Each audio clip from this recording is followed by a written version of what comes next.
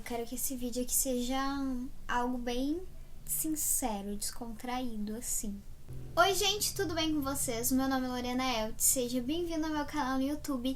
E esse daqui é um vídeo em que, assim, estou aqui na cama, ó, bem confortável.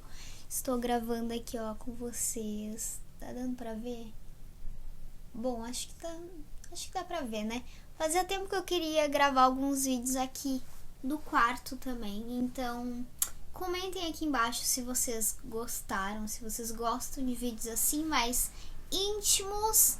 E hoje a gente vai falar de um assunto que está presente no meu dia a dia e que toda vez que eu falo sobre isso, toda vez que eu toco nesse assunto, vocês ficam muito chocados porque vocês não imaginavam, né, que eu passava por isso ou que eu tinha isso, enfim. Eu estou falando de dor abdominal, estou falando de dor de barriga.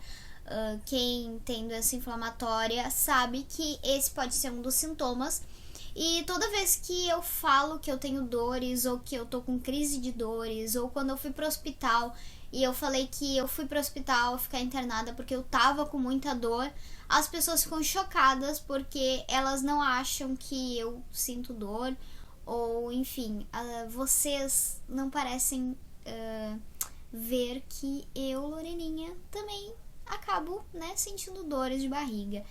E aí, como a dor abdominal tem sido algo muito presente no meu dia a dia, mas assim, pontualmente todos os dias que eu sinto dores, eu decidi fazer um vídeo justamente sobre isso, para eu falar tanto a minha relação, né, com esse sintoma, mas também para explicar de uma forma mais geral para vocês por que acontece, quando que acontece, como que é tudo isso. Bom, então, pra gente começar falando de dor abdominal, como eu falei, né, ele é um sintoma muito comentado nas doenças inflamatórias intestinais, mas eu quero deixar bem claro que ele não é um sintoma obrigatório. Eu conheço muita gente que não tem dor, que nunca teve dor de barriga e que mesmo assim tem retocolite ou doença de Crohn. Muitas pessoas relatam que nunca sentiram nenhum desconforto abdominal e isso é normal também. Muita gente também me questiona, né, se eu ainda tenho dor mesmo depois da colostomia. E sim, uma pessoa, mesmo ostomizada, ela pode ter dor abdominal. A dor, ela acontece independente da pessoa usar a bolsinha ou não. Mesmo esse sintoma não sendo obrigatório, eu, nos grupos, todas as pessoas que eu conheço com doença de Crohn, vou confessar pra vocês que uma das coisas que a gente mais conversa é sim sobre dor de barriga, porque é algo que a maioria acaba sentindo, é um desconforto muito grande e a gente que sente assim as dores mais fortes, a gente sabe que uma dor intestinal ela pode ser algo assim horrível, aterrorizante, que realmente dói muito e eu realmente não consigo descrever pra vocês. Então a gente acaba falando muito sobre isso, né? Sobre os remédios, sobre as dicas, o que a gente faz no momento de dor, como que é viver com uma dor, como eu falei pra vocês. Agora, no momento, eu tô sentindo dores todos os dias, são crises de dores muito fortes, muito grandes. Cheguei a falar sobre isso no Instagram, né? Eu estou numa crise da doença ainda, vocês que me acompanham aqui sabem disso. Eu fiz a minha ressonância justamente porque as minhas dores vêm aumentando cada vez mais. E é isso, né, gente? A da doença é algo que a gente tem que lidar, é realmente complicado, mas vou falar de como eu lido com a dor um pouquinho mais pra frente, que eu quero dar algumas dicas também, tá? Bom, basicamente a dor ela pode acontecer por vários motivos. Pode ser por estenose, fístula mesmo, que são coisas assim mais graves, mais complicadas que podem estar acontecendo ali no seu intestino, tá? Mas também pode ser por algum desconforto como gases, por exemplo, intolerâncias, alergias alimentares também podem dar dores, né? E, enfim, as próprias inflamações, né?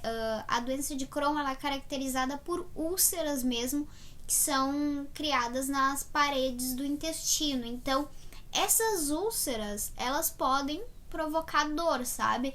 Quase como um latejamento, assim. O teu intestino ele pode acabar ficando mais inchado, mais dolorido. É só, acho que o melhor exemplo que eu posso dar pra vocês é a boca, que é uma mucosa muito similar à do intestino, caso você não saiba. Então, quando a gente tem aftas dentro da nossa boca, úlceras, machucados, ou que a gente morde, é mais ou menos isso que tá lá dentro do intestino de uma pessoa com doença inflamatória intestinal. E se na boca, né, quando a gente vai no dentista, coisa assim, já dói bastante a nossa gengiva, a nossa mucosa, no intestino não é diferente. Ele acaba tendo muita dor também, a nossa pele dói, né? Às vezes só de encostar assim na pele já dói, né? E é exatamente como eu estou fazendo agora. Eu estou encostando na minha barriga e ela já está doendo só de encostar.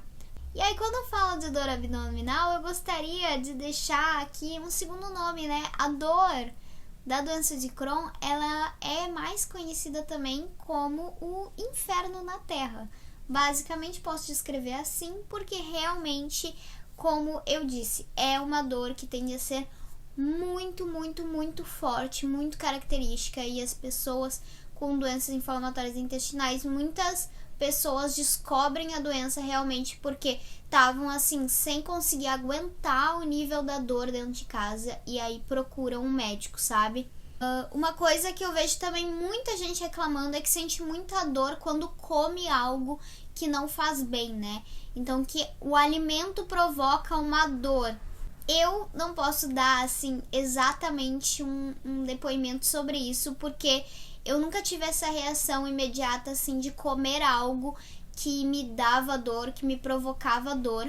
Mas eu sei, eu conheço muitas pessoas que têm dores mesmo cólicas e dores abdominais logo quando comem alguns alimentos específicos. E se você é uma pessoa aí que tá me assistindo e que você tem dores de barriga, eu sei que muitas vezes a gente acaba naturalizando, né? Até às vezes para algumas pessoas é chato falar sobre isso, mas é muito importante você ter consciência que você precisa procurar um médico, porque sentir dor abdominal não é algo normal. Pode ser um sintoma aí que está indicando que você tem algo maior, talvez, do que você pensava, né? Eu vejo muita gente que tem medo de ir no médico, porque daí tem medo de descobrir que tem Crohn, mas seria muito melhor se você descobrisse que você tem Crohn e tratasse o Crohn, do que ficar aí em casa fingindo que você não tem nada, sendo que você tá com dores, tá com diarreia, tá com sintomas. Então, procure um médico. Bom, como eu disse, eu não era uma pessoa quando criança que tinha dores, e eu sempre tive um relacionamento assim muito até que distante da dor, porque eu nunca fui uma pessoa de reclamar de dor. Eu sempre fui muito forte para dor e eu nunca gostei de tomar remédio para dor.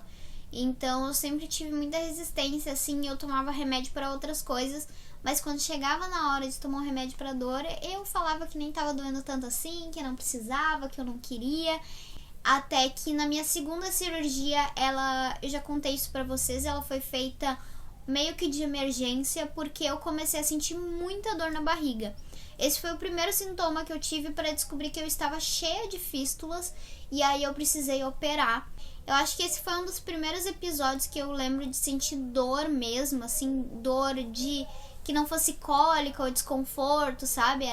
E aí, com o tempo foi passando, esse sintoma ele foi sendo mais frequente na minha vida. Aí eu comecei a ter dores, tipo, todas as semanas, e aí até que eu cheguei nesse ponto onde eu sinto dor todos os dias.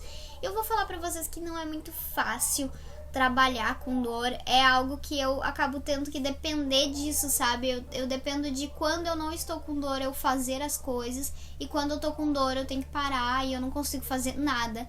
Então é ruim porque isso atrapalha minha rotina também. Enfim, dessa já é uma questão mais, né, de como que eu lido com isso, e se vocês quiserem eu posso fazer um vídeo falando sobre como que é trabalhar com os sintomas da doença. Posso falar sobre isso também. E eu queria dar algumas dicas, né, do que eu faço quando eu sinto dor. Elas vêm normalmente mais no período da tarde pra noite. Isso não quer dizer que eu não sinta dores de manhã ou de tarde, eu sinto também. Mas elas são dores durante o dia que mais vêm e vão, sabe? São como crises mesmo. E aí chega um ponto de tarde que eu começo a sentir uma dor um pouco mais forte e ela perpetua assim pela noite toda. E então eu sinto que é uma dor mais focada no momento noturno.